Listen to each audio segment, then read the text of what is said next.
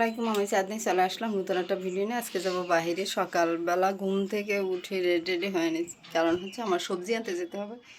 সবজি নেই মোটুই, তাই এখন বাজে বেলা 9:30 10টা বেজে গেছে, প্রায় 10টা বাজে, 10টা 9:45 বেজে গেছে। তাই আমি ঘুম থেকে উঠে নিলাম, উঠে টুটে ফ্রেশ ট্রেশ হয়ে সকালে নাস্তা টাস্তা সব সেরে নিলাম, আর বিছনা গোটালো গুছাই নিছি। সকালে ঘুম থেকে উঠে বিছনা গোছানোই একটা কষ্টের বিষয়। আর আমার লিপস্টিকটা আমার ফুফাতো বোন আমাকে গিফট করছিল, আর ড্রেসটার সাথে লিপস্টিকটার সাথে কালারটা ম্যাচিং হয়ে গেছে। ঠিক আছে, আমার খুব পছন্দ হয়েছিল। তো আপু যখন বাইরে যাবে, তখন আমি গিয়েছিলাম, যখন কাজে গেছিলাম, তখন আমি বললাম এটা আমাকে দিয়ে যাও। তখন আমাকে এটা গিফট করেছিল। তাই চলো প্রথমত যাই, আগে কাজে যাই, বাইরে যাই, তারপরে আসি, তারপর কথা বলি। চলে আসছি বাহির থেকে, যে বাসায় চলে আসলাম বাহির থেকে। এখন রান্না বান্না করা রয়েছে, রান্না করব। আর আজকে রান্না করব যাইয়া শুধু আলু সেদ্ধ আর ভাত দেবো, কারণ হয়েছে যাইয়া আমার তরকারি কালকের আছে, ওটাই দুপুর হয়ে যাবে।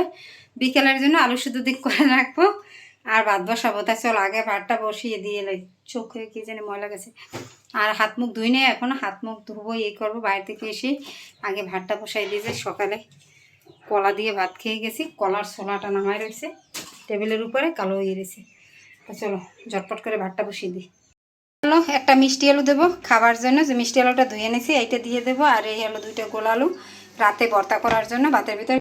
এই যে চাল ধুয়ে বসিয়ে দিলাম, এখন এই দুধটা দিয়ে দিই, যে চাল ধুয়ে বসাই দিলাম ভাত দুগা দিয়ে আসলাম, যে ভাতটা বসিয়ে দিয়ে আসলাম। এখন একটুখানি বাসায় আসি, ঘর দুয়ার সকালে ঝাড়ু দিনে বিছনা ঝাড়ু দিয়ে গেছি, তাই রুমটা ঝাড়ু দেবো এখন সুন্দর করে। রুম ঝাড়ু দেবো, রুম মুছবো, তারপরে পানি, ট্যাঙ্কির পানি এত পরিমাণ গরম হয়ে থাকে বলা বুঝাতে পারবো না। বিকাল টাইম ছাড়া গোসল করে শান্তি পাওয়া যায় না, তাই গোসলটা বিকালেই করব। তাই চলো আগে রুমটা ঝাড়ু দিয়ে নিই। ভাতের ভিতরে আলু দিয়ে দিলাম, তা ভাত ফুটে গেছে। দেখো কালকের তরকারি আছে, এটা দিয়েই আজকে খাওয়া দুপুরে হয়ে যাবে। একটু ঝোল আর একটু গোস দিয়ে খাই ফেলাবো দুপুর টাইমটা। আগে গালিবের মেয়ে আমাকে দেখলে অনেক কান্না করতো, আমার গলার সাউন্ড শুনলেই কান্না করতো। ইদারিং ও আমাকে দেখে শুধু তাকিয়ে থাকে আমার মুখের দিকে, আর আমার কাছে আসতে চায়, আমার এই বেঞ্চি দেয়, মানে নাকটা উঠে। তাই দেখো তোমাদেরকেও একটু দেখিয়ে দিলাম, সে আমার দিকে তাকিয়ে আছে, আবার তার দাদির কাছে দিকে তাকায়, আমার দিকে তাকায়। এটাই হলো তার একটা ঢং, কি আর বলবো। ডাক্তার দেখাতে গেছি, তখন সুন্দর একটা কাপ নিয়ে আসছি, দেখতে পাচ্ছ এরকমের 3টা কাপ আনছি। এই কালারের একটা, আর একটা সবুজ আনছি, একটা হলুদ কাপ আনছি। তাই এই কাপটা তোমাদেরকে ফার্স্ট টাইম দেখিয়ে দিলাম। আমার কাপটা তো খুবই পছন্দ, খুবই পছন্দ, বলে বুঝতে পারবো না। আর আমি এই কাপটা এখন খাবো চা একটু, তাই চাটা করে নি, তারপরে কথা বলি। তাই চাটা খাওয়ার জন্য নিয়েছি কনডেন্স মিল্ক। দেখো 1 নিয়ে নিয়েছি, চিনি নিলাম অল্প একটু, কারণ এই জিনিসটা অনেক মিষ্টি থাকে তার জন্য। তাই চলো চাটা দিই। তো ফাইনালি দেখো কি অবস্থা করছি, ক্যামেরার দিকে তাকাইয়ে তাকাইয়ে ঢালতে যাইয়া নামায় ফালাই দিলাম। এই হলো আমার ফাইনালি চা। দেখতে পাচ্ছ চাটা অনেক সুন্দর করে কাপটার ভিতরে নিয়ে নিয়েছি। ওয়াও, সেই মজা হয়েছে চাটা। তা চলো চাটা খেয়ে নিই। দেখো ছাদে আমার গাছগুলো নাই এখন, আর যে ছাদটা অনেক পরিষ্কার করে ফেলাইছে বুয়া, সেদিন খুব রাগ করছি বুয়াকে ছাদ নিয়ে। আর এই জায়গায় আমার কিছুটা অ্যালোভেরা গাছ আছে, বাকি গাছগুলো সব মরে গেছে, যেহেতু ঢাকা গেছিলাম ডাক্তার দেখাতে, তখন এটা একটা দুঃখের বিষয়। আর পাশের জাম গাছটাও কেটে ফেলাইছে, আর কখনোই জাম খেতে পারবো না, গাছটা উঁচু থেকেই কেটে দিছে, কারণ তারা উপর থেকে জাম খেতে পারে না পারে, তার জন্য এবার নিচু করে দিছে, যে এখন যদি ডাল হয় 2-1টা জাম হলে ভালো, আর না হলেও সমস্যা নাই তাদের, কারণ তাদের বাসার আলো হয় না, আর প্রথমত অন্ধকার হয়, পাতা পড়ে, এই জন্য তারা এই কাজটা করছে। আর জামের ডালগুলো কেটে দিছে, আমার তো খুব খারাপ লাগছে, এত সুন্দর জাম, সেটা আর খেতে পারবো না, এটাই দুঃখের বিষয়। পর একটু ছাদে আসলাম আজকে, অনেক দিন পর, বলবো কতদিন পর জানি না, যেন অনেক দিন পর ঢাকা থেকে এসে এই 2বার ছাদে আসলাম। আর আজকে ছাদে তুবা আসছে, জুলি আসছে, সবাই ছাদে মোটামুটি উঠছে। আর এই জায়গার জাম গাছটা কাটতে ফেলাইছে।